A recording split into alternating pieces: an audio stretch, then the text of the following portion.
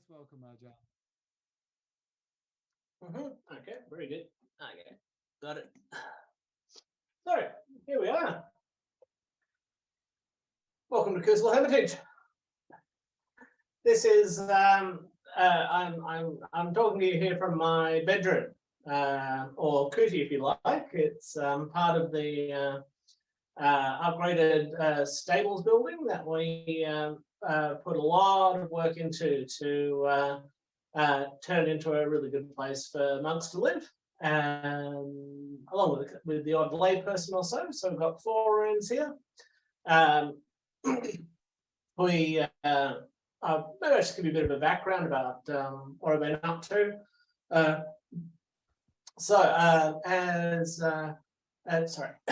As Chris explained, the last talk I gave for the Armadale group was about 2 years ago. So that was would have been possibly more than that, just before the pandemic, probably. So at that time, I was living at Bodhinyana, which is the Cambodian temple in Kelmscott, and so that was Ajahn Brahm would often invite us to come and visit the Armadale group, which was just around the corner at that time.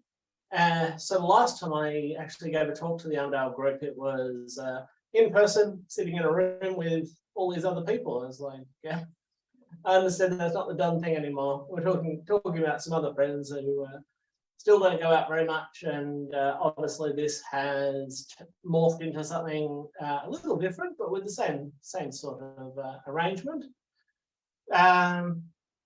So what has happened since then is that myself and Ajahn Jhanarato, my good friend and my boss now, is the abbot here at Hermitage, which is in Rollingstone, just next door to, as I said, to the Cambodian temple, but a different suburb.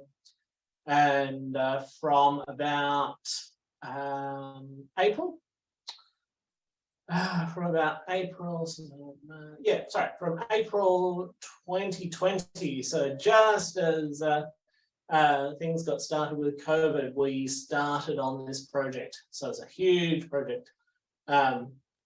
You can go online to the BSWA website. You can actually see a list of all kind of like a photo gallery of all the work we did over the 11-month period of turning the stables, literally a horse stables, into a house, 4-bedroom house. Each of us has our own room here, so we put a lot of effort into insulation and making sure all the residents have a nice quiet place to practice. And so I can, this is the best place to give my Zoom talk because it's well insulated, so Santoni won't hear too much of this. He lives next door. The walls are almost impenetrable, and we've got double glazed windows and over there, and a solid core door over there. So and it gives us the benefit of being rather energy efficient too, which is good at this time. So I'm nice and warm in here as I give this talk. So we spent a good 11 months. It took us 11 months to actually get to the point where we could move in. We for that period we lived in a rental accommodation in Gosnells, which is just up the road. About a 15-minute drive. We were here 5 days a week. We'd rock up after lunch here till 7, 8 at night, just doing much of the building work ourselves. So that actually was a rather huge project, and thank goodness it's over. But we all made a lot of good karma along the way, and we made a very special place here. So we're still working. We've got a granny flat project now, which will be another 2 rooms. And we're taking our time with that now, so myself and Santoni can move up there at some point, and we'll have some more room for more residents of Hermitage. So here in Rollingstone.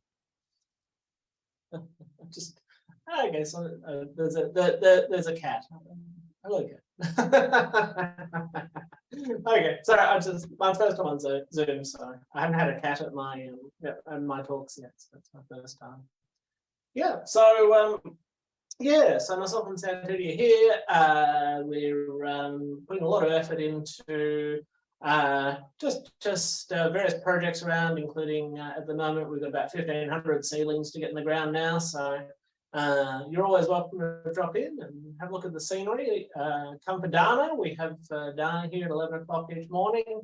You're always welcome. It's a long trip from Osaka, I understand, but you're still welcome. And was it Paraguay? Was it no Panama and all these places? So you're always welcome to visit. But if you live just down the road, like Yvonne and Marlene and a few others, then you know where we are. Or you can find us here at Stocker Road. So we're just on the Canning River, which is next to the Canning River and surrounded by Wollongong Regional Park. So it's a very nice little place.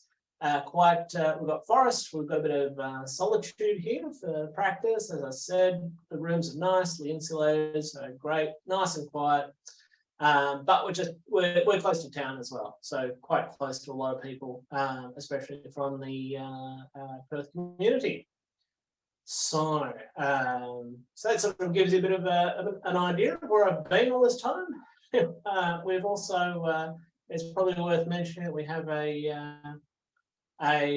probably monthly, every 5 weeks or something, we've been doing actual in-person retreats just down the road in Mollystone. And I think the next one will be on the 10th of July, and that's going to be the first one we've held at Hermitage. So now that we're sure we're on good terms with the neighbours, not to grumble too much if 20 people turn up for a group meditation here or an afternoon meditation here, about 4 hours. That's also going on here too. So there are some, for those of you who were from the original Armadale Meditation Group, you'll be welcome to come to, you'll find, physically anyway, it's quite an easy place to get to for other people in that area. So that is just a rundown of where I've been, what's up, and just today is a evening of meditation after all, so I should probably talk a little bit about meditation, and we'll have a nice guided meditation later, and then some Q&A afterwards. You might want to know, you might have some questions about Hermitage or about meditation or whatever. Yeah. And then we'll get together for a cup of tea. We can do that. You can all continue with your cup of tea after the Zoom session. So.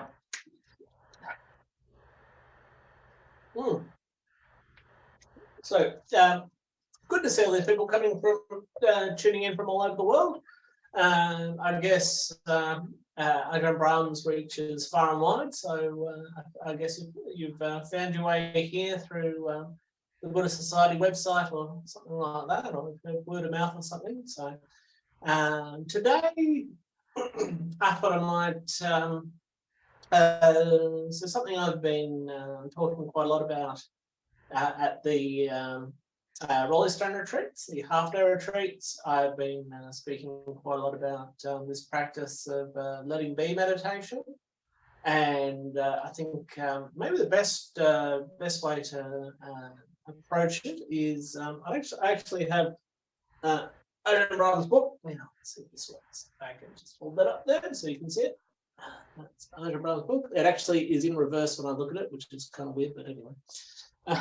It's backward on my screen. I don't know if it's backward on your screen. Anyway, it's called Happiness Through Meditation. It's another title for a book that was originally published as Mindfulness Bliss Beyond, and it goes into some very deep meditation and covers a lot of wisdom and meditation and all that sort of stuff, jhanas and nimittas that Ajahn Brahm's very famous for teaching. But there is just a couple of pages in here that I found actually very, very useful, and it's not something that's spoken much about. So if you don't mind, I might just do a little reading for you, and then I'll talk a little bit more, and then we can have our guided meditation. So, okay. All right, so this is Ajahn Brahm. Okay, good. So here we're talking about, we're in chapter 6, using variety to freshen up our meditation. So in this chapter, he talks about a variety of meditation topics, including metta, walking meditation, that sort of thing. But in here is this little section called letting be, and I haven't actually heard a lot of people talking about this. So let's have it from Ajahn Brahm himself. Okay. Sometimes, instead of taking loving kindness or the breath as my object, I look at my mind and realize that the best thing it needs at the moment is just to let things be. Basically, letting be meditation is simply the second stage of breath meditation, just silent awareness of the present moment. It has to be silent, because to really let things go, let things be, means you give no orders and have no complaints. You've got nothing to talk about. Letting be happens in the present moment. You're aware of things as they appear right now, and you allow them to come in or stay or go whenever they want. Letting be is like sitting in a room, and whoever comes in the door, you let in. They can stay for as long as they like. Even if they're terrible demons, you allow them to come in and sit down. You are not at all fazed. If the Buddha himself enters in all his glory, you just sit there just the same, completely equanimous. Come in if you want. You can go whenever. Whatever comes into your mind, the beautiful or the gross, you stand back and let it be, no reactions at all, quietly observing and practicing silent awareness in the present moment. This is letting be meditation. The garden simile. Many Americans have gardens in their homes where they often spend many hours working. But a garden is to be enjoyed, not just to be worked in. So I advise my students that they should frequently go to their own garden and enjoy its great beauty. The least adept of my students believe that they must mow the grass, prune the bushes, water the flower bed, rake the leaves, and get the garden perfect so that before they can sit down to enjoy it. Of course, the garden is never perfect, no matter how hard they work, so they never get to rest. Mediocre students, on the other hand, refrain from work. Instead, they sit in their garden and begin to think. The grass needs mowing, the bushes should be pruned, the flowers are dry and the leaves really need raking, and a native bush would look better over there. And so on. They spend their time pondering how to make their garden perfect rather than simply enjoying it. They too find no peace. The third type of student is the wise meditator. They have done a lot of work in their garden, but now is the time for rest. They say, the lawn could be mown, the bushes could be pruned, the flowers could be watered and the leaves raked, but not now. The garden is good enough as it is, and they can rest a while, not feeling guilty about unfinished business. Letting be meditation is just the same. Don't try to make everything perfect or tie up those loose ends before you let things be. Life is never perfect and duties are never finished. Letting be is having the courage to sit quietly and rest the mind in the midst of imperfection. Letting be can become quite powerful. Letting be meditation can become quite powerful if your breath meditation or your metta meditation or any other type of meditation isn't working. It's often because the foundation is incorrect. So just do the letting be meditation. You can sit in the garden and let things be. Whatever is happening, that's okay. Whatever you're experiencing is fine. No preference, no choice, no good or bad, no argument, no commentary. You just let things be. You have a little bit of inner speech, but only a commentary about letting be. Just be with what is. Be with thoughts concerned with the meditation subject, but not about anything else. That way the meditation comes close to complete silence, complete silent awareness of the present moment. If I'm in pain, if I have a headache, stomachache, or any other ache, or if the mosquitoes are biting, I say, just let it be. I don't argue with it, I don't get upset about it. I just watch the feelings in my body as the mosquito pushes his nose into my flesh and itching sensations follow. Just let things be. If you're lying in bed at night and you can't go to sleep, you let it be. Or if there's a pain that won't go away, just let it be. Just be with it. Don't try running away. If demons have come into your room, you're not going to push them out, but you're not going to invite them to stay either. You're just going to let them be. Letting be is a practice of equanimity. So that's the words of the great teacher. As I said, I don't think I haven't heard them heard this spoken about much with in various people's discourses. We've got lots and lots of teachers now following Ajahn, but in my own life, in my own practice, I find that that's probably the closest to the way I practice in my own meditation. So that's what I felt like sharing with you today. So there we go. And yeah, great. So that's about, sorry, COVID voice. Yeah, so got a bit of a cough. Yeah, so yeah, this is just a really nice way to practice, to just take things as they are and just to relax and chill, you know? I mean, that's what I often have to tell Santuti, because Santuti likes to work a lot. He's a very focused man. He's always building and running retreats, and he's also a good practitioner as well. But sometimes I just have to say that Santuti, it's time to relax and chill. We've worked all day, and now we've got some time to ourselves. So we do like to catch up for a cup of tea in the evening, and we have our various tonics that we're allowed to sit down, have a conversation.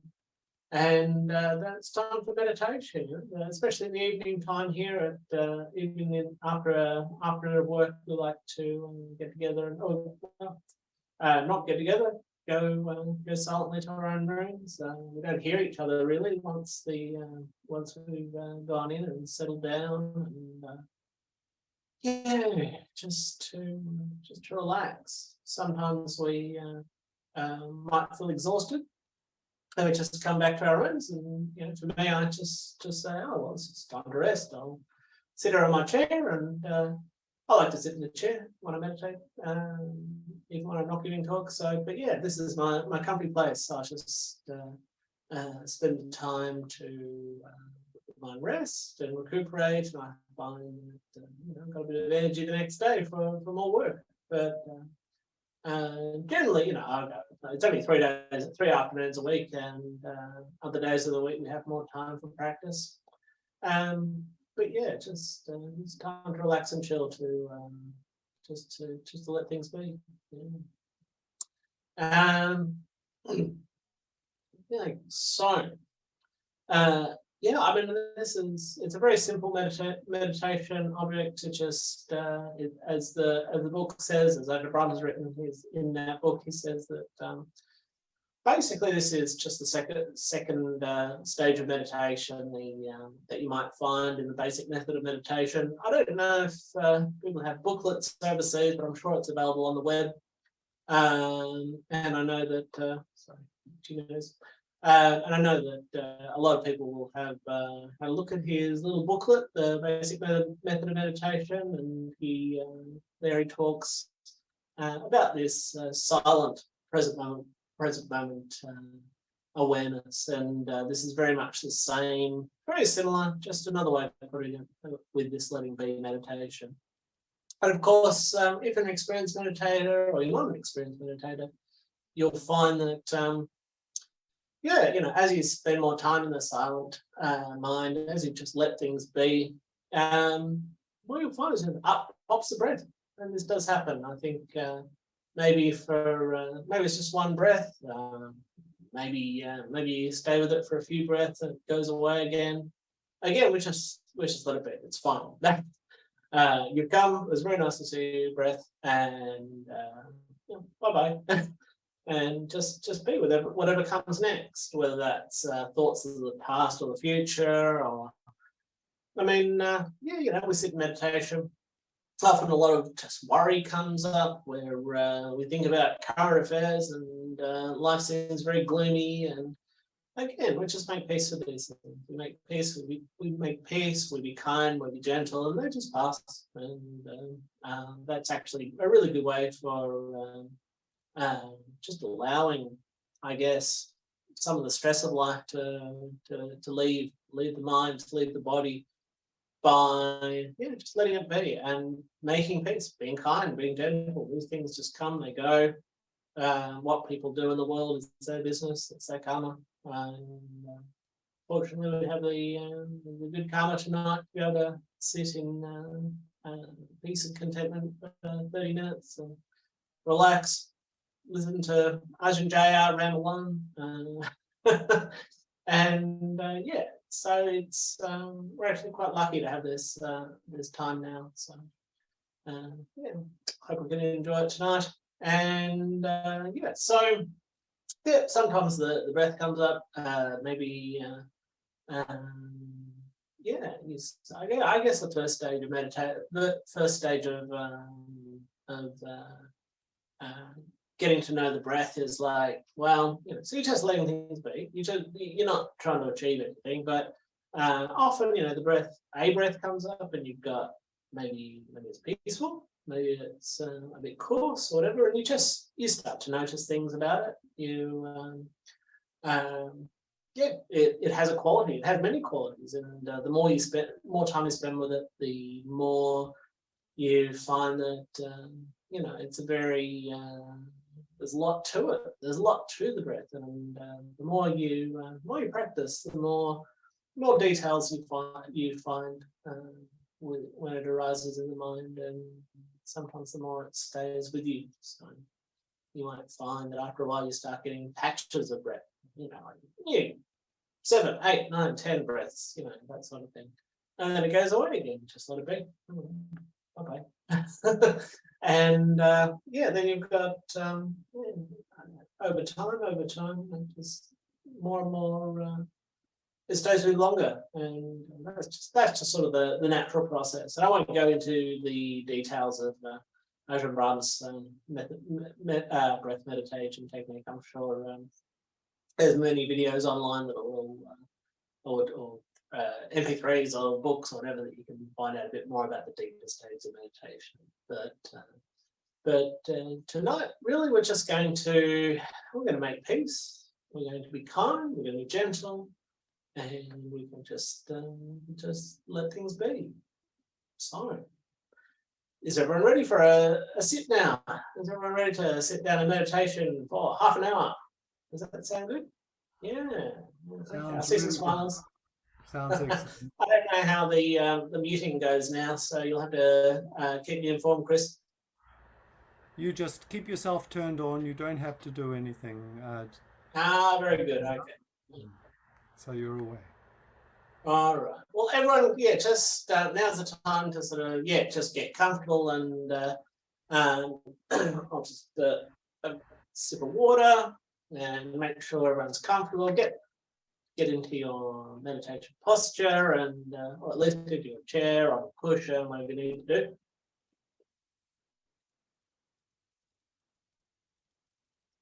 do. That's good. Yeah, so it's traditional at the Armadale Meditation Group. Last time I was there, for someone to turn down the light. I guess that's me now. Let's try this. Okay. Okay, how's that? Oh, it's pretty dark, isn't it? I got a little light. Hang on. Got a dim switch. Okay, that's good. Okay, that's just a dim light. Okay, that's good.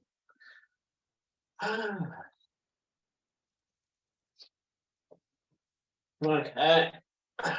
So.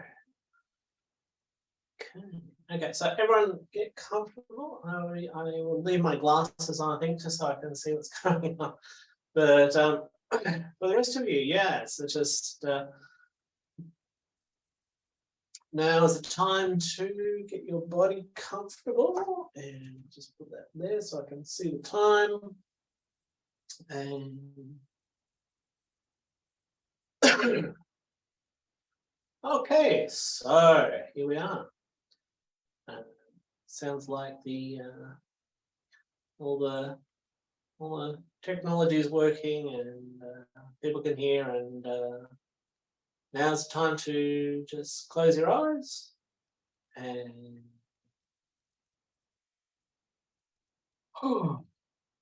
relax. Okay, so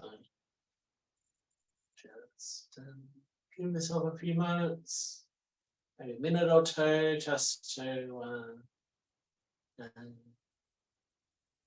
bring yourself into the body, bring yourself into the present moment,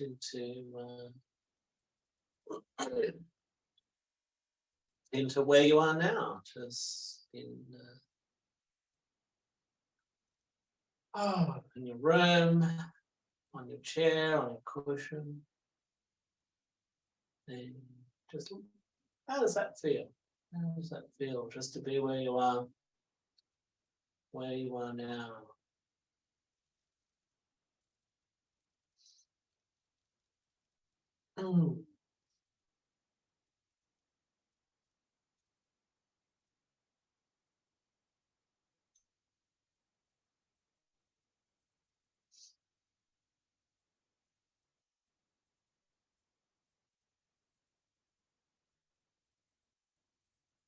So, if there are any aches and pains, let it be. And you're tired, you're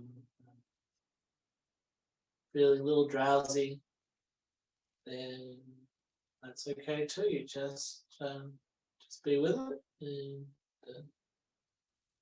see it as is it here? Is it gone? Okay, bye-bye.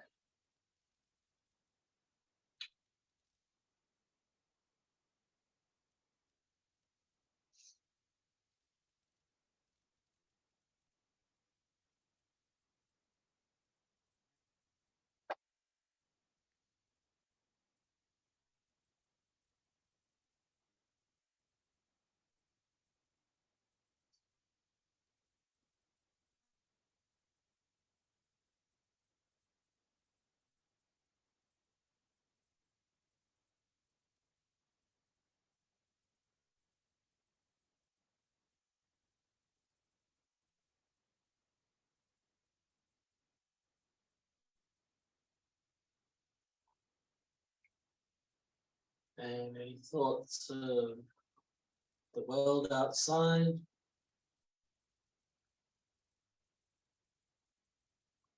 Whether that's what's happening on the other side of the world,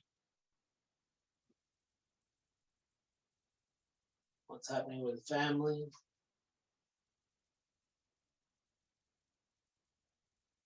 and whatever's happening in your own life, the past and the future.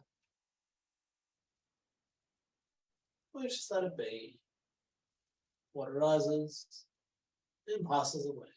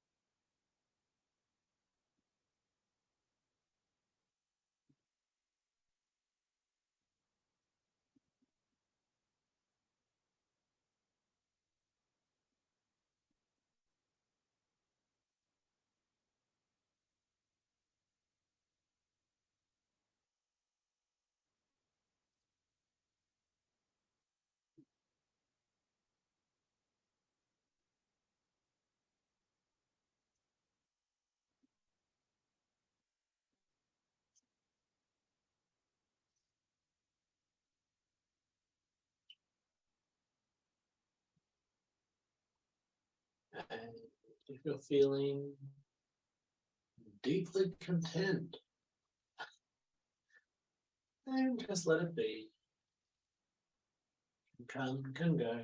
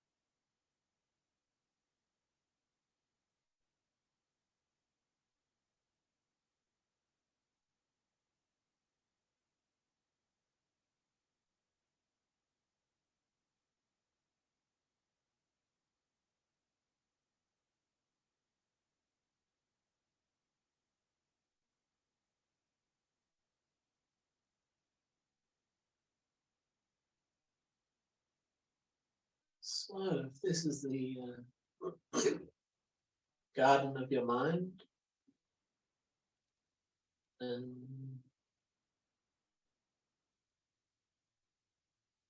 do your hedges need trimming? Does the lawn need to be mowed?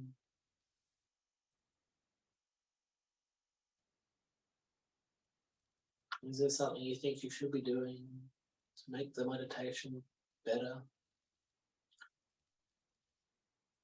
Not right now. We just let it be and just enjoy what we've got now.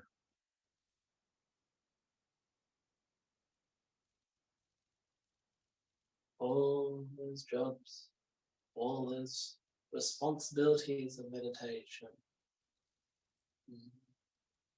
Want to sit here and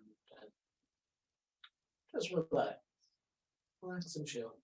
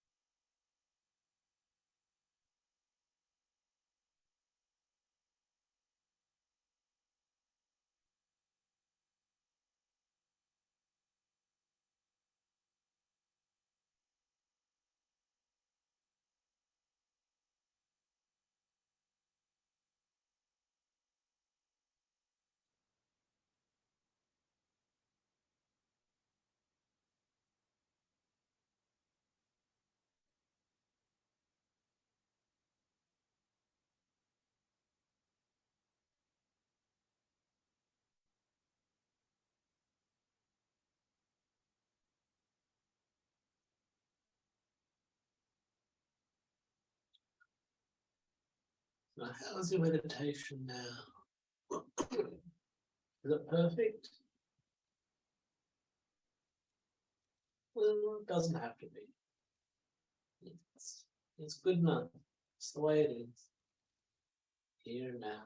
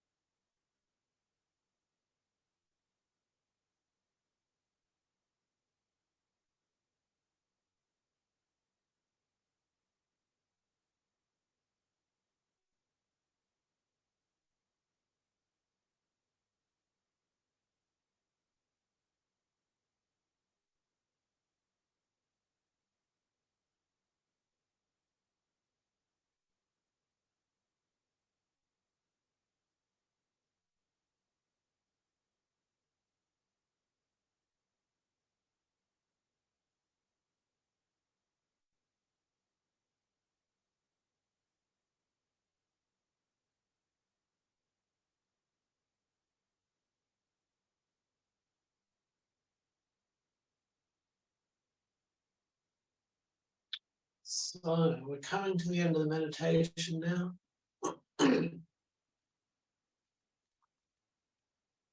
So now's the time just to ask yourself, how do I feel? How do I feel after 30 minutes of meditation? Where's the mind at now?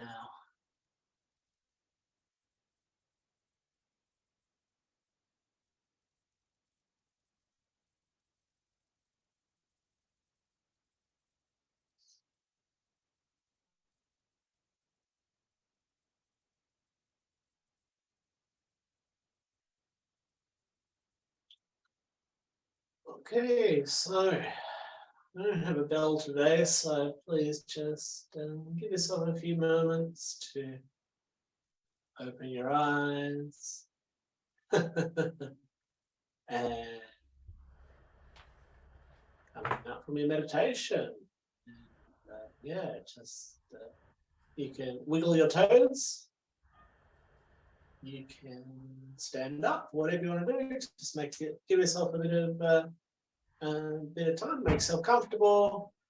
And we have, I believe, half an hour for a bit of chit chat, bit of Q&A, and yeah, all good, all good. Just let me get my light.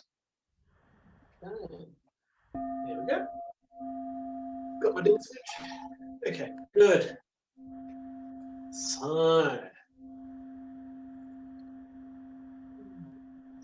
see Yvonne. See Yvonne. Marlene is there. Yeah, okay.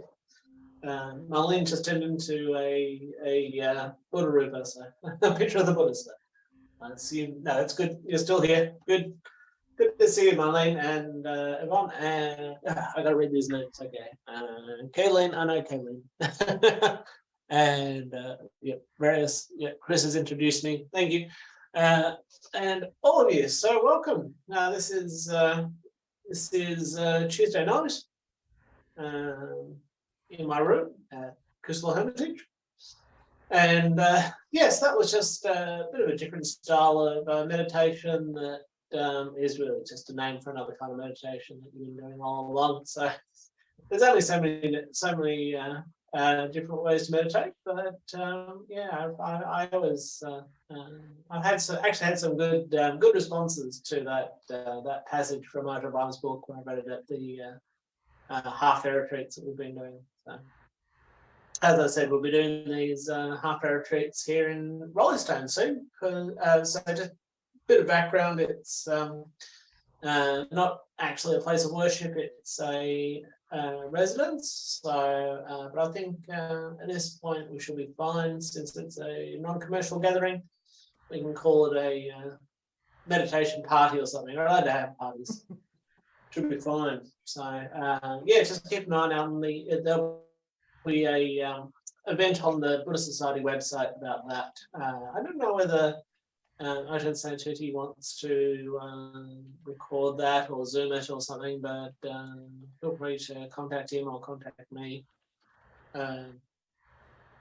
just to inquire about that. Obviously, some of you are overseas or interstate or whatever, so maybe that would be a good idea to have the half-day retreat streamed, but I don't know.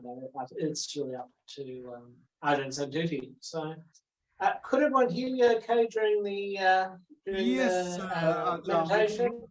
Yes, we could hear you perfectly well. At least I could, anyway. And yeah. Oh, great! I don't know how to throw my voice, because it's yeah. I don't know how the microphone works and everything. How sensitive it is. Coming in loud and clear. Has anybody got any questions they would like to ask? I'm sure Ajahn would welcome questions if anybody would like to ask a question. Oh, sure, please. Okay, Gloria's got a hand up, and then Tony, so we're away. Okay, Gloria, would you like to go first? Ladies first. Okay. Yeah. That's a new picture. Yes, can you hear me? Yep.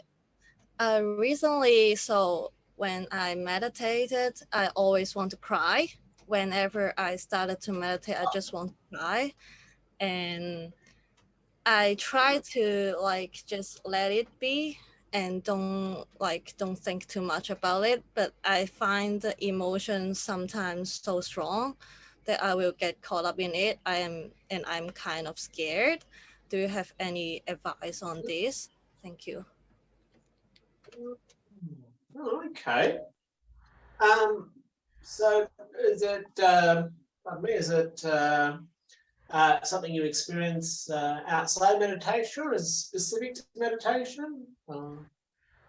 I believe it is some kind of thing that connected to some of my experience outside of meditation, but this situation like specifically happened when I'm doing meditation, that I feel like the emotions are just like they come up and I cannot stop them. Or in the past, I think I kind of like blocked them in the past, but recently, because I don't know why, I just cannot do it anymore, and those emotions like they just came up and I don't know what to do about it, and they are really strong sometimes. Yes.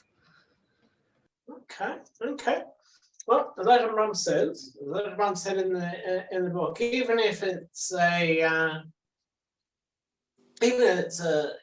vicious demon coming up in your meditation, it's not that bad, is it? It's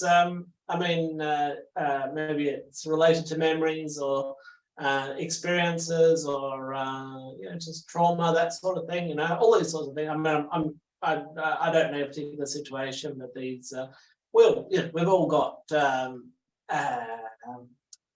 aspects of our mind, things that come up in meditation, and it can be quite, I guess in some cases, can be very strong as well. I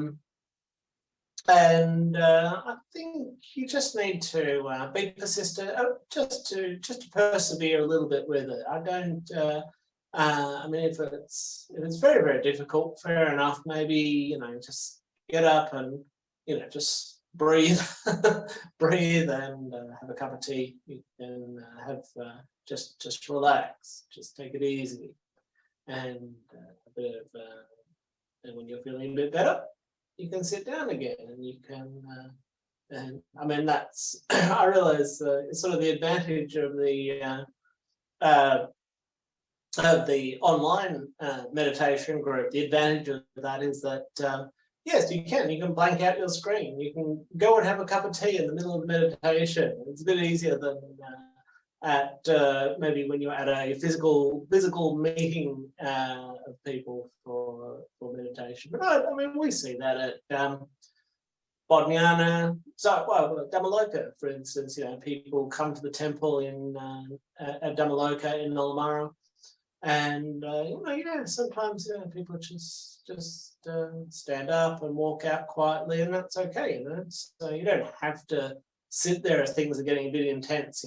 You can, But if it's something that you can sort of just sit with for at least for a little while, just to examine it, to understand it, to make peace, be kind, be gentle. Ajahn Brahm always says he always says, yes, just the answer to any of the hindrances. So we're talking about the 5 hindrances. Have you read much about or heard much about the 5 hindrances? So let's think about it. So we've got a memory. So this is something from the past. This is something that comes up in our mind as we meditate, and it's almost always going to be one of these 5 hindrances, whether it's sensual desire, probably not. Ill will, maybe, maybe sort of there's some anger there, or I don't know how you sort of consider sadness and how sadness fits into the just not wanting things. That's kind of the description of the second factor of the second hindrance, the ill will, the Avyapada, I think it's called in Pali. So there's just some negativity. You don't want this feeling. You don't want to feel sad. You don't want to think about this or that. It's just something we can make peace with. we can be kind to as well. I mean, this is your this is your own mind, this is your own person. So you can have a bit of kindness to yourself, whether that means just getting up and just if it's getting a bit intense, or just sitting with it and just learning to make peace, to be kind, to be gentle with yourself. That over time we wear away at the hindrances, and these are something that all meditators have to deal with, throughout their practice. Yeah. So, I mean, apart from that, there's the sloth and torpor, obviously, but restlessness and worry. The fourth hindrance is again, there's sort of in there, isn't it? It's sort of that worry, that anxiety, that sort of thing. These things that come up. These are the hindrances. The doubt, but which is more about the doubt in the practice rather than anything. It's so it's pretty much what we're experiencing there. It's the five hindrances, and that's our workshop, really. That's what we're working with. Yeah. Oh, thank you, Ajahn. Gloria, I hope that helps with your question. Personally, I find myself often moved to tears, particularly when things touch me. And sometimes it's sad, and sometimes it's just simply quite beautiful. Tony would like to ask a question, Ajahn, if you would like to take a question from her. Yeah. Okay, thank you, Gloria. Cheers.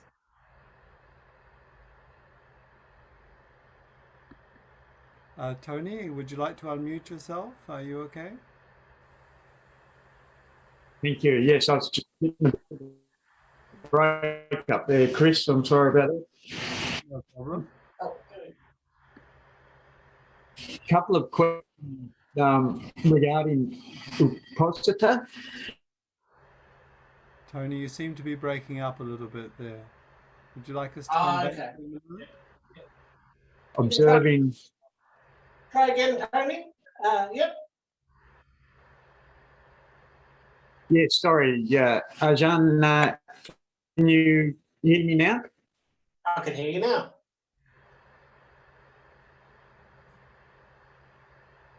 He's muted himself again.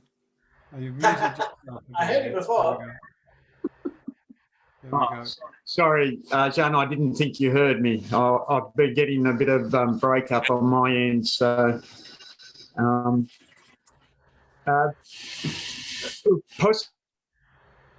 Yes, you're I'm still thinking of yes.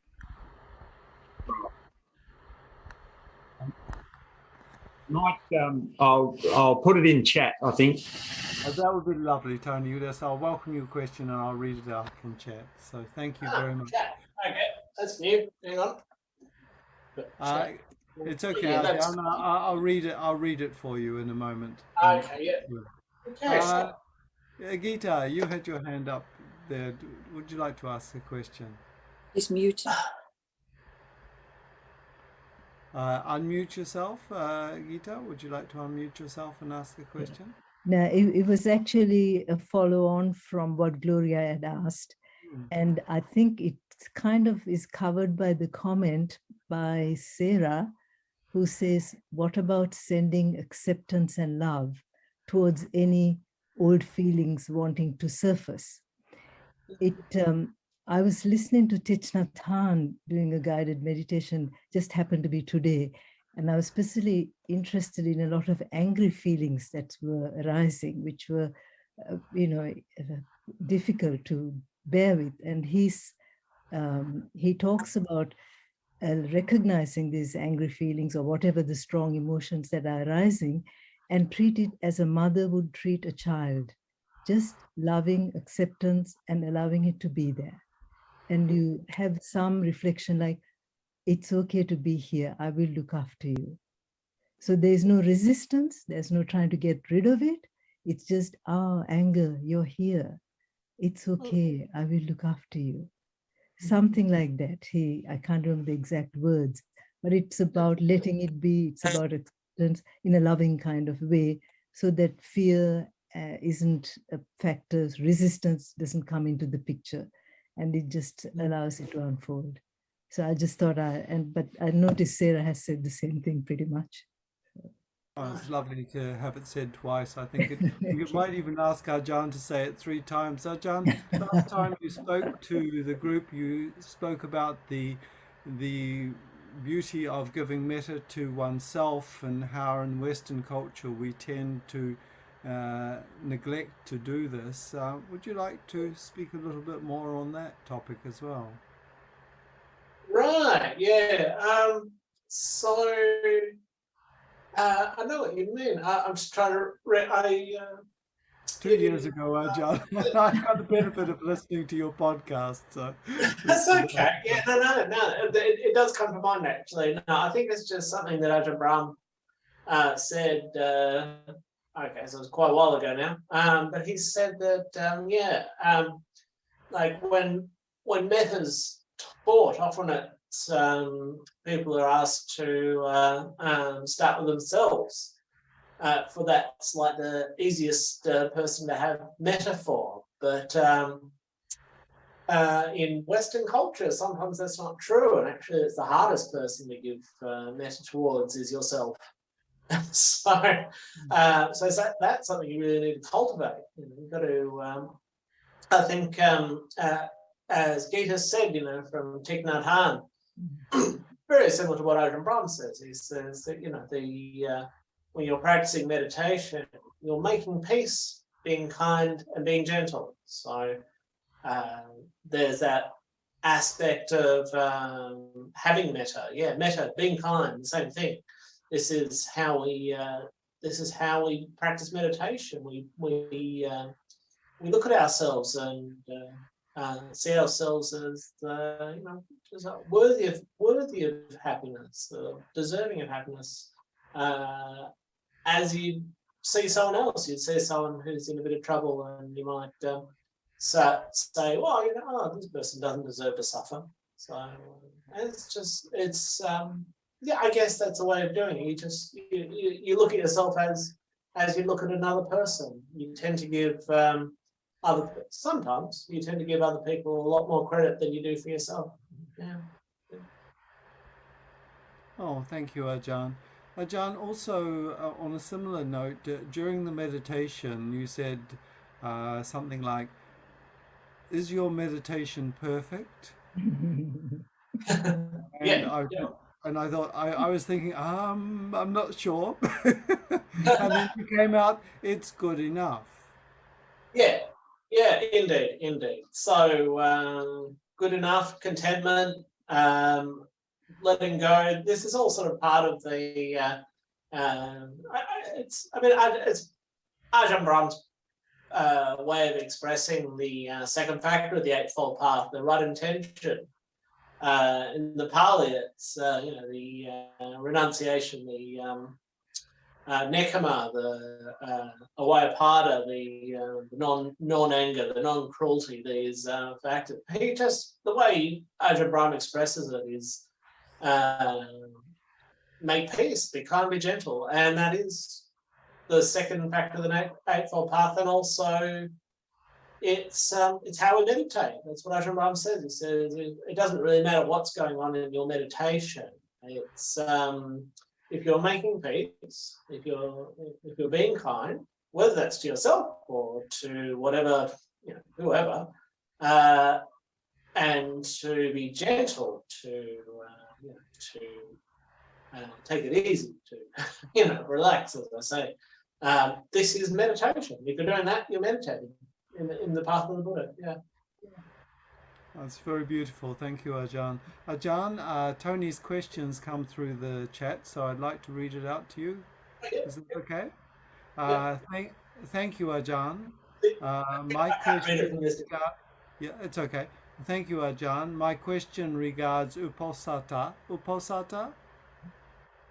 According to the Farasanga calendar 2022, the moon phases sometimes fall on different dates to my locality, only by a day. Which should I observe? Oh, very good question, Tony. That's an excellent question.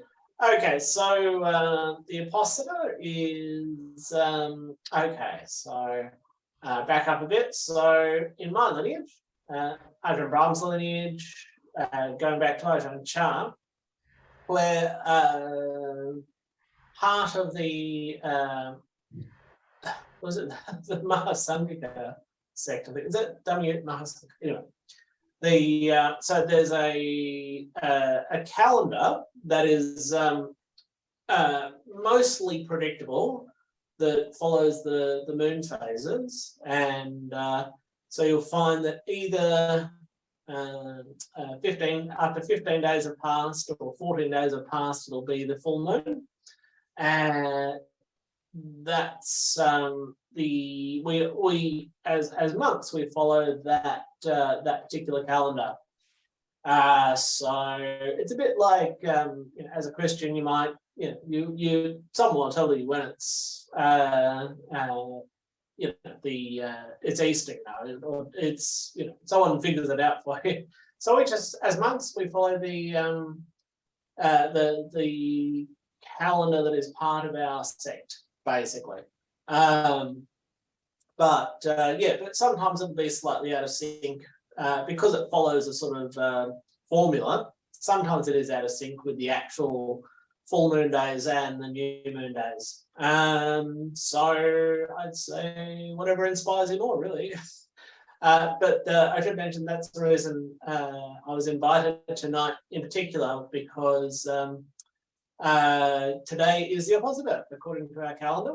The monks of Bodhinyana will be having a meeting right now. They'll be reciting the Patimokkha, which is the 227 rules of the monastic discipline.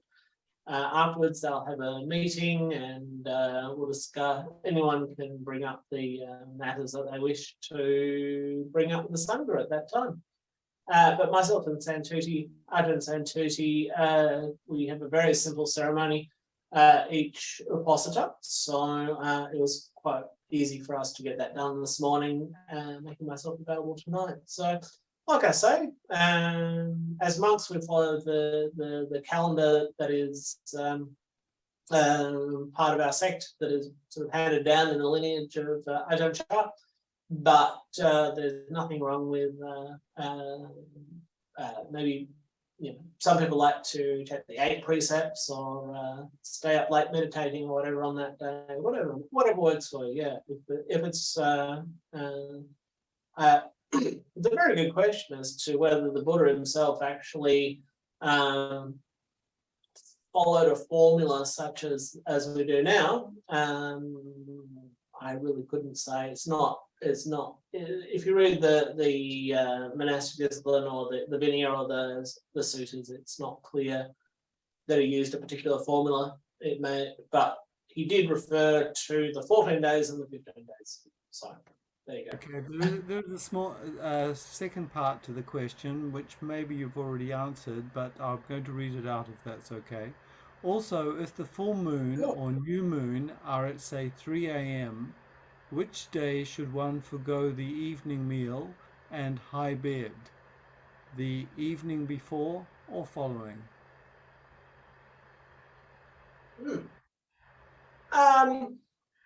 Okay, I mean, it's really up to you. There's nothing in the text to say either way. That it's up to you. I mean, for me, I'd probably, if I was considering the full moon, I'd say, well, it sort of falls in the period between dusk today and dawn tomorrow, which would mean, you'd probably consider. I think it's fair to consider, at least Vinaya-wise, that the day actually starts at dawn and then ends at dawn the next day. So that would sort of answer the question, would it? Sort of. You could consider 3 a.m. to be part of the previous day, since That would be about right, I'd say. All right, thank you, Ajahn. Happy to be correct. Sounds practical advice. Is there anybody else with a question that they would like to ask Ajahn?